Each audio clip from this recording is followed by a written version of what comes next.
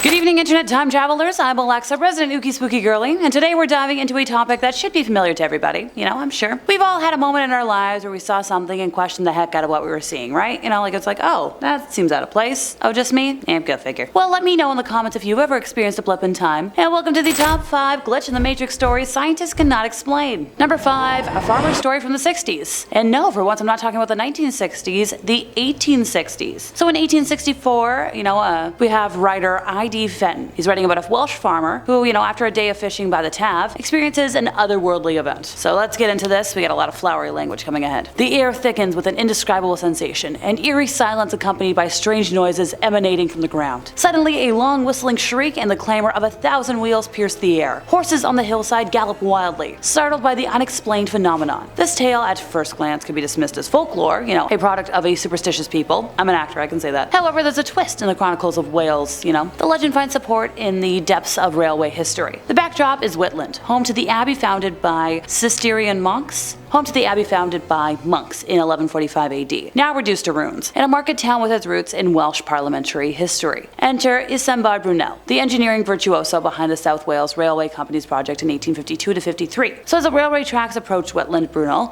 for reasons lost to history, diverted them southwest through a hill, creating the Whitland Tunnel. Now this tunnel, a mere 125 yards long, became the conduit for the prophecy to unfold. So on the day of its completion, Brunel orchestrated a grand celebration in Haverfordwest. Okay, I think I know how to say this. Haverfordwest.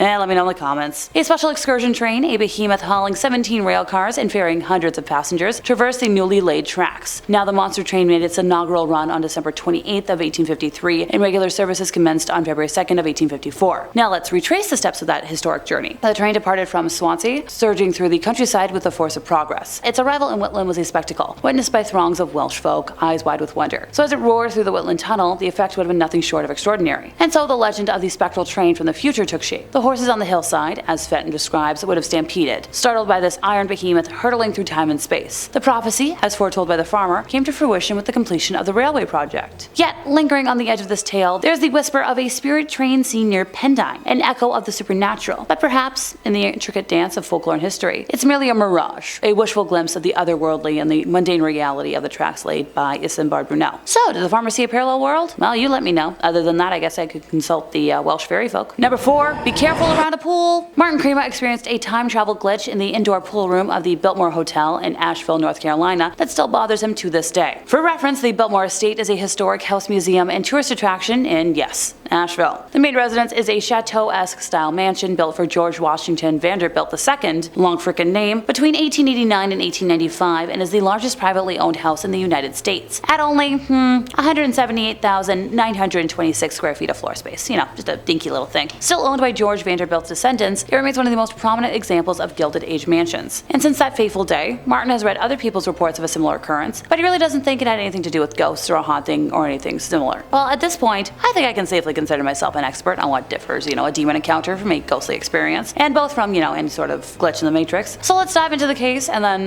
debate afterwards, seeing as, I've kind of jumped ahead of myself here. So Martin was around the age of, legal age, when he visited the house for the first time, and remembers a feeling of uneasiness as he was approaching the pool room. And since there was, a lot of folks around, he was with his grandparents, he was just pretending that he was okay, and since he was kind of underground, he thought it was just like claustrophobia. It happens, I've seen it happen to friends at conventions. So when he stepped into the pool room though, everything changed. Instead of what should have been a drained, empty pool room perfectly on display, he was met with a view of a pool full of water, with people wearing retro bathing suits and swimming all around. Martin could practically feel the water, he could smell it, he could hear it. Everybody else from present time was completely gone. Now Martin's memory is a little fuzzy, but he remembers falling backwards, to the point where his grandfather had to catch him from hitting the floor. And when he opened his eyes again, he was back, but feeling absolutely horrible, as if he had actually fainted. So he told his grandpa, I need to get out of that room, and he had to hold his eyes shut as he was being guided to the other side. Now the memory of feeling sick and a very clear sense of the imagery of the pool full of water with people swimming in it have stayed with Martin over the years. Okay, I get it. Time for Alexa to stop narrating. Let's break down some specifics. For me, it's a very clear example of a glitch in the Matrix or a time slip or whatever you may want to call it. And I can't even wonder why anyone would call it a ghost situation. The complete switch in scenery and the sensory attack are all more than something a simple ghost could do. Now sure, the time slip could be from a ghostly version of the past, but it's still very much a lapse in time. I do understand the estate itself is haunted by multiple ghosts, so I guess I understand how people could get things confused, but it seems like it's just an overall hotbed location for the spiritual. Kinda like how the town of Sunnydale in Buffy was a hellmouth that attracted all sorts of demons, this estate is a home for ghosties and links to the past. Number 3. Home Sweet Home. Back in the summer of 1987, Nick Brittle was visiting his girlfriend Helen, who lived in a big former,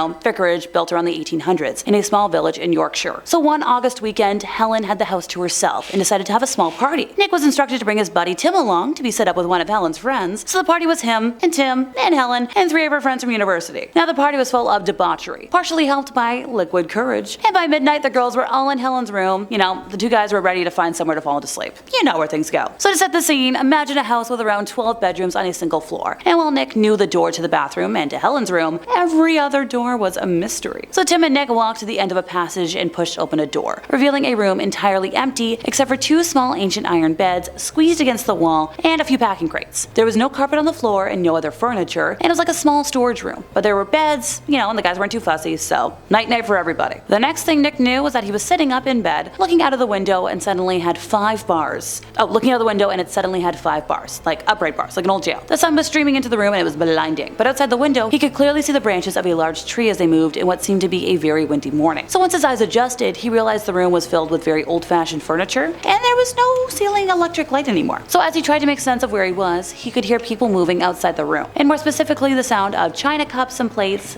clinking together as people carried and served food. So he tried to get out of bed, but he was actually paralyzed from the waist down. Suddenly, a door opened and a young woman walked into the room, who was dressed like a servant from a period movie, and talked in a way he couldn't understand before leaving. So at this point, Nick was shaking like a leaf and trying to figure out, what the heck do I do next? So he looked down at his watch and everything went dark. So when he woke up again, he could hear snoring and his digital watch showed it was 3:10 in the morning. So wherever he had been, he was back where he needed to be. He leapt out of bed, felt for the light switch, turned it on, and thankfully everything was 1987 again. Confirmed by, the language from Tim, who was woken up by the light that I can't repeat. First thing in the morning, he was awoken once again by the sunlight streaming through the window. But this time, there was no bars in the window, no tree limbs bending, on the shafts of light that streamed into the room. It was just an ordinary window. So he went downstairs, told Helen the entire story over a cup of coffee. Now, she went very quiet and asked him, "Did you go in my dad's study?" Which Nick was like, "No, why would I?" So she led him to said study and pointed out a set of 5 old sepia photographs, which were framed on the wall. Now, the earliest dated from around 1880 and showed the growing up of a family in full Victorian attire. There were 8 offspring, and one was in an ancient wheelchair. They were all arranged in front of, you guessed it, a huge oak tree, behind which the window of the time slip room clearly had bars. Creepy. Number 2, a time traveler encounter. So in the summer of 2000, Steve Conrad and his friend, both this many years old at the time, were riding their bicycles. It was in the evening on a Sunday night. They lived in a small town, so it was pretty safe for them to be out and about. I grew up in a small town, I get it. So they were seated by the town park, where they saw a figure seated beneath the pavilion. Now this was highly unusual, as the park was usually empty at this time. So curious, they ventured closer and saw that it was a woman who looked to be in her 30s, seated at a bench, painting, some sort of arts easel. So she called out to them in a monotonous voice, kind of like an automated voice would, kind of like an automated voice from an answering machine. So they biked a little closer and saw that she was wearing colorful, mismatched thrift store attire, which was kind of out of place for the usual townsfolk. Her expression was entirely blank. She stared through rather than at them, as if they weren't even there. She began to ask some generic questions like, "Who are you? Where are you from? What are you doing?" All in her monotonous voice. Though her movements were stiff and awkward, her eyebrows and lips appeared to be painted on, and her skin was like plastic. In short, she was like a mannequin come to life. Now the painting she was working on portrayed the night sky, occupied by the moon and stars, each with faces showing different expressions. The duo felt a sense of dread that grew and grew, their instincts telling them to